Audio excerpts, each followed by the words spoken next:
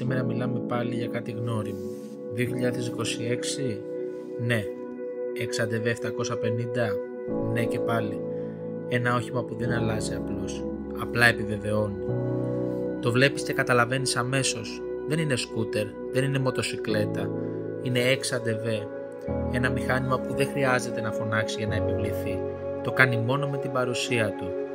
Γωνίες κοφτές, στάση επιθετική, νέα χρώματα που δεν ζητούν την προσοχή, την απαιτούν. Κι όμως, όσο γνώριμο κι αν φαίνεται, σε προκαλεί να το ξαναδείς. Γιατί το 2026 δεν έρχεται να δείξει κάτι νέο. Έρχεται για να σου θυμίσει ποιος ήταν ο πρώτος που τόλμησε να γίνει κάτι διαφορετικό. Ο κινητήρας, ίδιος σταθερός, γνώριμος, αξιόπιστος, δικύλινδρος. Δεν τον αλλάζεις. Τον κρατάς γιατί δουλεύει, γιατί σου δίνει μια αξιοπιστία, γιατί δεν ακούς θόρυβο και προπάντων ποντάρεις στην οικονομία. Το DCT, η τεχνολογία που ξεχωρίζει το XADV από οτιδήποτε άλλο κυκλοφορεί εκεί έξω, αλλαγές που δεν τις νιώθεις πλέον, τις εμπιστεύεσαι.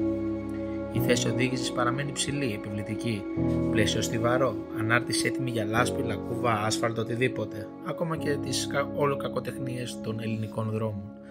Δεν εντυπωσιάζει, δουλεύει. Και αυτό από μόνο του είναι εντυπωσιακό.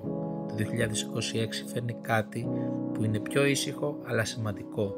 Νέα υλικά φιλικά προς το περιβάλλον, μικρές λεπτομέρειες άνεσης, σέλα πιο άνετη, ζελατίνα ρυθμιζόμενη, χώρος πραγματικός κάτω της από τη σέλα. Αυτές δεν είναι βελτιώσεις, είναι σεβασμός προς τον αναβάτη. Και κάπως έτσι το XADV 750 παραμένει αυτό που ήταν πάντα. Ένα όχημα με χαρακτήρα.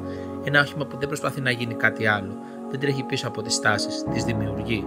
Το 2026 δεν το μεταμορφώνει, το δυναμώνει, το καθαρίζει από οτιδήποτε περιττό. Το αφήνει αυτό που πραγματικά μετράει, προσωπικότητα. Το XADV 2026 δεν θέλει να σε πείσει, θέλει να σε δοκιμάσει. Αν μπορείς να το καταλάβεις, τότε είναι ήδη δικό σου. Και αν το οδηγήσεις, τότε ξέρεις.